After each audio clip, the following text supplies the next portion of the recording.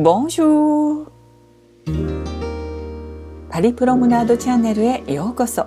今日はマルチール通りで開かれているブロカントにご一緒いたしましょう。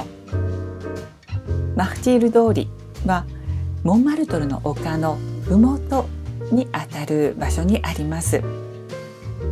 パリの旧区オペラ座やデパート街の北側に位置しています。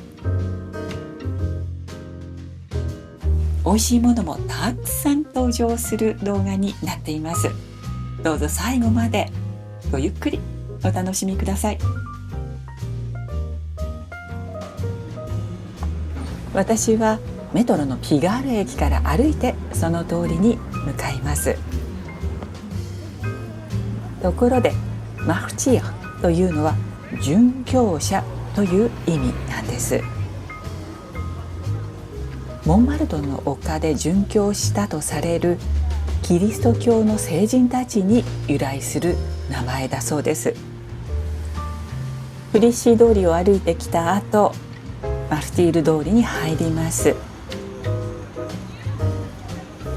この通りはモンマルトルの丘に向かって坂道になっています。見えてきました。白いテントが並んでいます。いつもはこの通り車の往来があるんですけれども、今日はこのエリア車両通行止めになっていて、そこにブロカントのスタンドが並んでいるんです。通りの途中にメリーゴーランドがありました。メリーゴーランドがあると辺りがパッと華やぎますよね。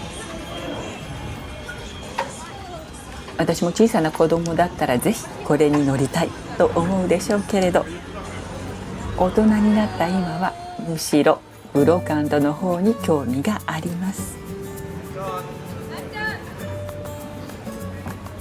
今日は幸いとても良いお天気。ブロカント巡り日和です。ブロカントでは掘り出し物に出会えるかもという期待感もありますが、こうしてプレゼンテーションを見て回るというのも楽しみの一つです。この絵はまさにモンマルトルの丘の上の風景を描いたものでしょう。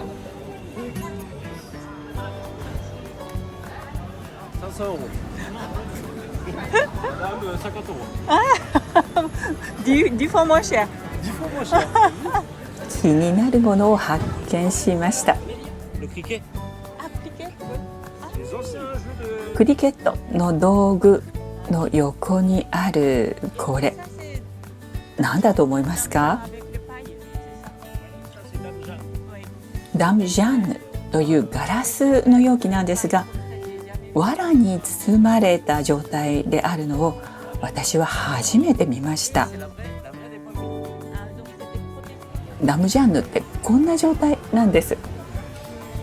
ガラスが割れないようにこのように包まれているのかなと思ったんですが、こちらのスタンドのムッシュによれば、ワインを作るとき温度を温かく保っておく必要があるので、そのためにこうして藁でくるまれているんだそうです。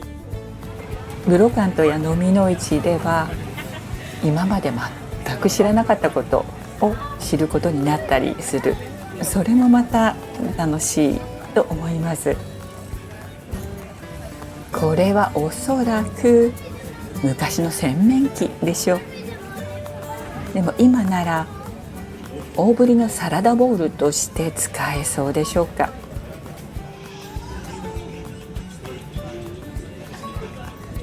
これもとってもノスタルジックなミシン。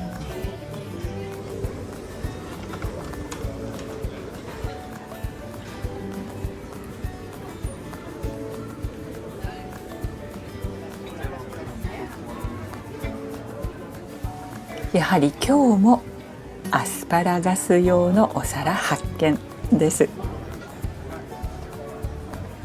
そしてこのセットがなかなか面白い。女性の先生のためのお茶と書いてあります。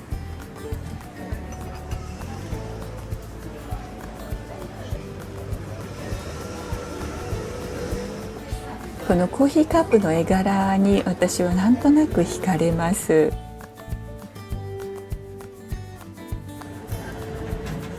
そしてそのお隣にあるのはこれ何でしょうね。おそらくテーブルの上で塩コショウあるいはマスタードを入れて使うものなんでしょうか。蓋の作りとかとっても可愛いと思いません？このコーナーはブルーがテーマかしら。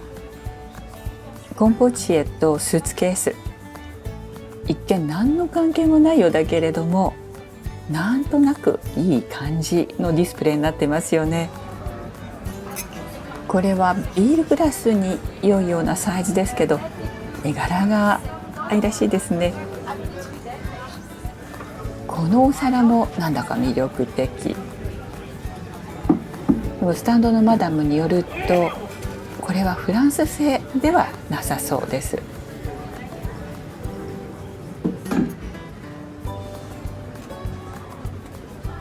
このコンポチエの絵柄はうずらですね。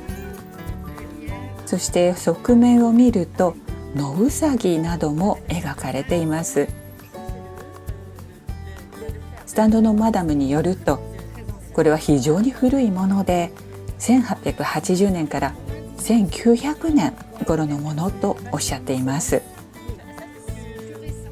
こちらはもっと新しいようですね。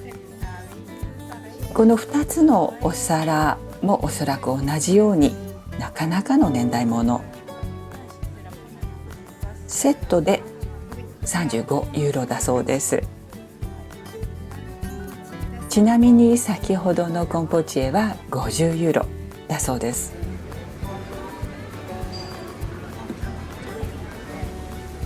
これが何に使うものなのか私とても気になったんですが、マダムによるとこの中に消し墨を入れて使っていたものなんだそうです。ハマムなどで使われていたようですから、おそらく北アフリカのものでしょうかね。実はこのリューデマフチールは私ずいぶん前から親しみのある場所なのです。というのも仲良しの友達が何人かここの通りに住んでいました。もう20年以上前から知っている通りなんですが、その頃はとても庶民的な界隈という感じでしたが、最近では人気のお店、とりわけ食に関するお店がどんどん出店していて、ずいぶんおしゃれな界隈になったなという印象です。そんな中、20年以上前からずっとここにあるのがこちらのお店、デルモンテルという名前のパンとパティスリーのお店。私はこの通りに住んでいる友人を訪ねるたびにここのパンを買ったものです。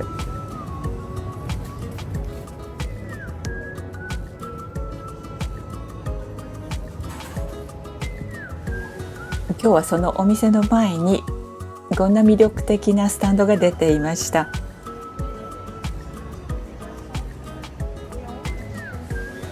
これはパリの地図ですね。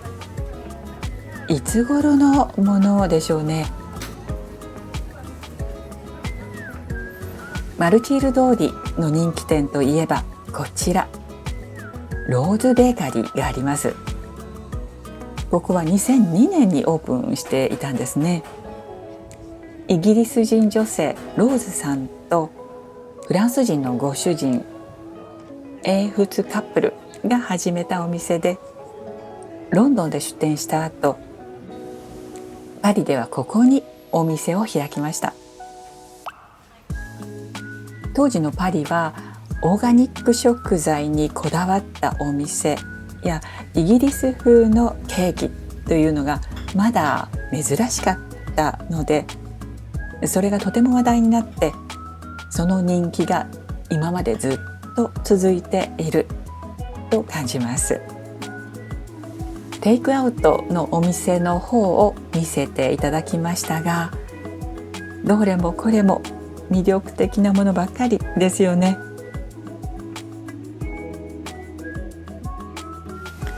そう、私はここのキャロットケーキ目当てにこのお店に来ていたことがあります。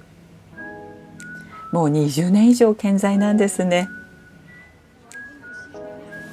さて、再びブロカントの方に目を移しましょう。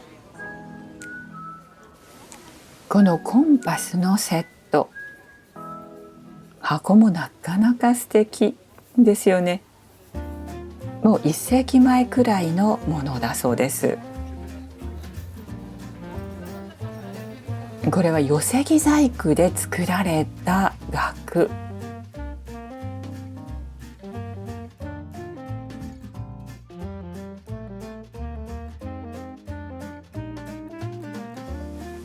このお皿20ユーロとついていますが、これセットのお値段だそうです。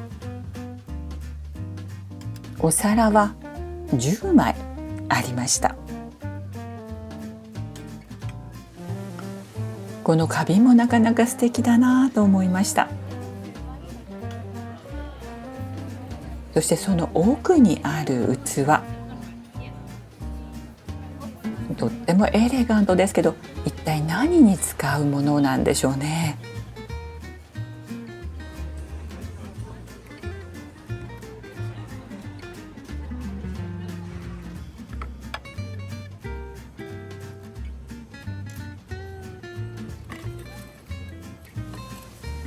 このスタンドはなんとなしにプレゼンテーションが魅力的だなと感じます。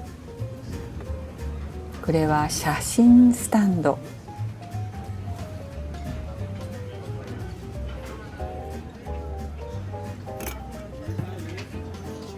鉢カバーにするんでしょうかね。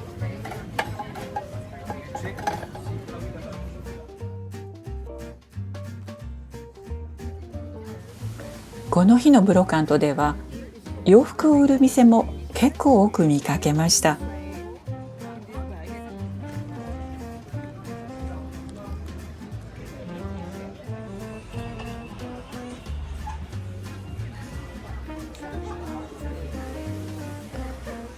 ハイブランドのアイテムを専門に扱っているスタンドも結構見かけました。私の目を引いたのはこれです。クリスチャン・ルブタンのハイヒール。そしてふと建物の方に目を向けると魅力的なショーウィンドウがあったりするんです。これはメレンゲのお菓子の専門店。こちらはシュークリームの専門店。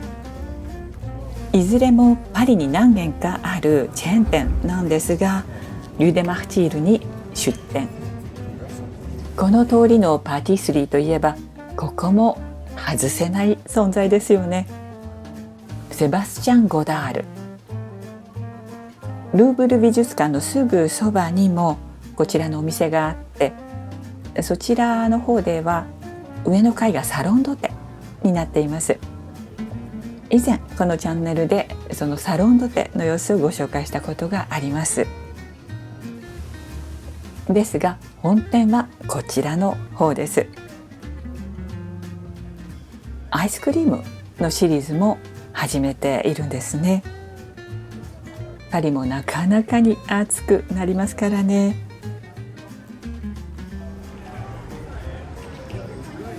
今もずっとこの通りに住んでいる友人のフランス人マダムクリスティーヌと私はここで合流しました。このカゴバッグが素敵よねと2人とも意見が一致。の紐のところがカラフルなのもいいですよね。ちなみにお値段は20ユーロだそうです。このミニバッグの方もなんだかとっても魅力的だなと私は思いました。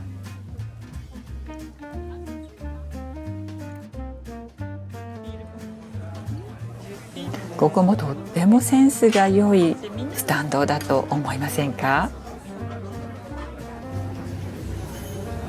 このコーナーごと欲しくなってしまうような感じですよね。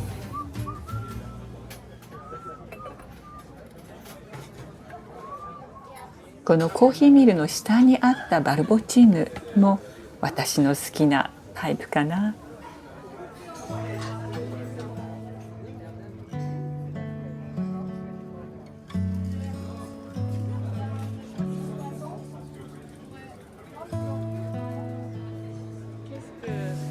昔ながらのカフェがある隣に、おそらく1年前にはなかったんじゃないかしらと思うような店が新しく登場していたりして、この通りは本当に今ダイナミックだなと思います。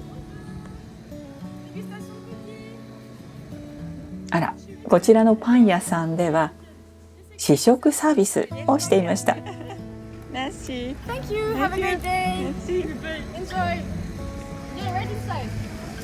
この角は以前も確かパン屋さんでしたけど、でもこのお店は新しいかもしれませんね。花屋さんとカフェが一緒になっているお店、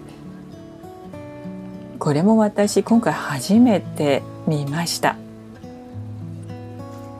おそらく最近できたものじゃないかしら。このところパリでは花屋さんとカフェがセットになっているこういったお店をちらほらと見かけるようになってきました。この方おそらく宅配サービスの仕事をしているんでしょうけれども、お花も配達してるんでしょうかね。とってもエレガントな食器のセットに私は目が留まりました。これはディネットとスタンドのマダムがおっしゃいます。そう、つまり子供向けのおままごと道具なんです。こんな見事なものが子供向けだなんて、なんと贅沢なことでしょう。こちらもやはりディネットだそうです。そしてこの同じスタンドのムッシュがこのオブジェを私に見せてくれました。葉巻を入れておくための箱だそうです。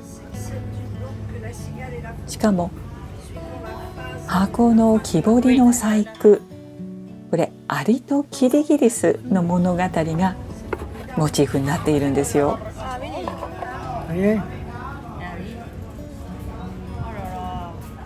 好奇心旺盛な私にムッシュはこちらも見せてくださいました。これは張り子の技法で作られた箱なんだそうです。エクリトワールということはライティングデスクって言っていいんでしょうか。ナポレオン3世時代のもので、この蓋の部分、螺鈿細工が使われています。こちらもっと古いエクリトワール、注文した方の名前が入っています。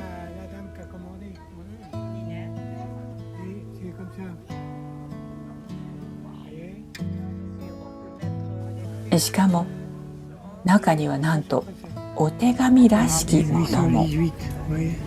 その手紙には1818年と記してあります。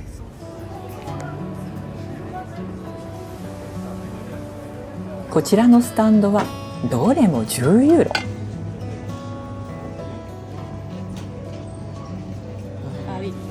私はこの花瓶などいいなと思いましたが、いかがでしょ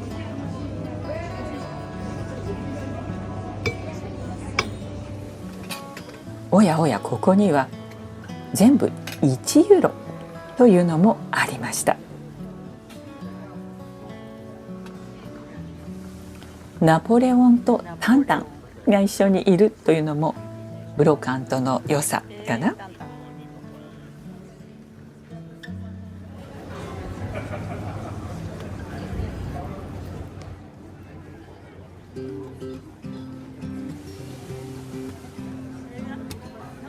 ブロカントの掘り出し物を探しつつ、いつものお使いもできちゃう、そんな魅力がこのリューデマルチールにはあります。このチーズ屋さんの品揃えもなかなかクオリティが高そうですね。この界隈、暮らすのにも最近とっても人気だという理由がわかるような気がしますよね。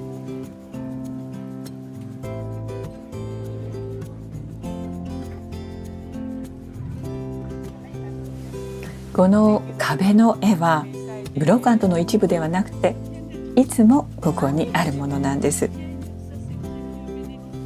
昔の広告の復刻版といったところでしょうか。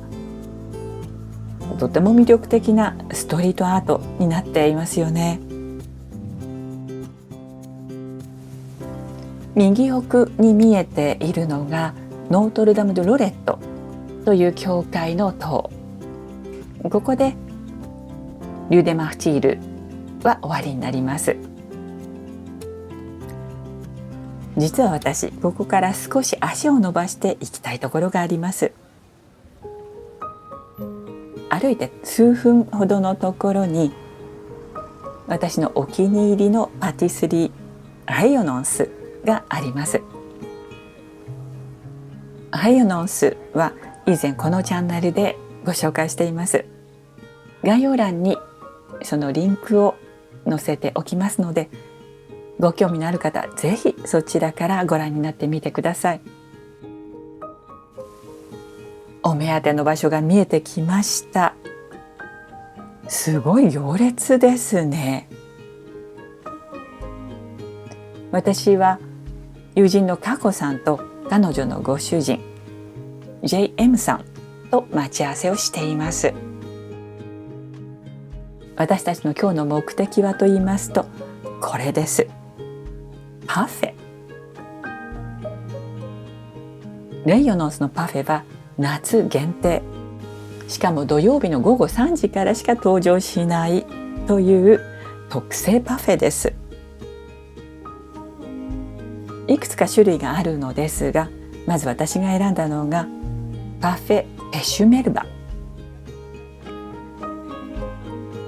桃のコンポートが一つ丸々入っていて、バニラアイスクリーム、ベルベンヌ風味のヨーグルトシャーベット、ソースは赤ワイン風味のフランボワーズソース。どうです？美味しそうでしょう。期待にたがわぬ本当に美味しいリッチなパフェでした。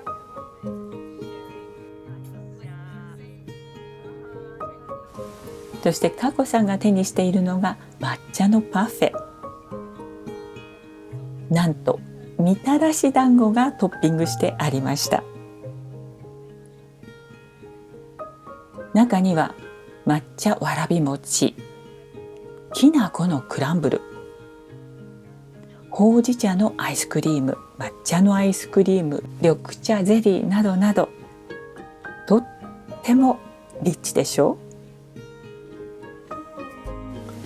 う。JM さんのはチョコレートパフェと思いきや、これがなんとビールのアイスクリームを使ったものなんです。チョコレートとビールの組み合わせ、これ大人のパフェとしては最強ですね。夏限定ということで、これは来年までお預けになってしまいますけれども、ぜひご紹介したいと思ってここで動画にさせていただきました。食後の散歩に私たち3人ともが初めて通る路地を歩いた映像をお届けしながら、この動画を締めくくりたいと思います。パリにもこんなところがあるんだなと、ちょっと発見でした。最後までご覧くださいましてどうもありがとうございました。今回の動画はいかがでしたでしょうか。お楽しみいただけましたでしょうか。この動画が良かったと思われたら、どうぞ高評価を、またコメントもお寄せいただくと次の動画制作への励みになります。チャンネル登録がまだお済みでない方は、どうぞチャンネル登録もよろしくお願いいたします。ではまた次回の動画でお会いいたしましょう。アビアント。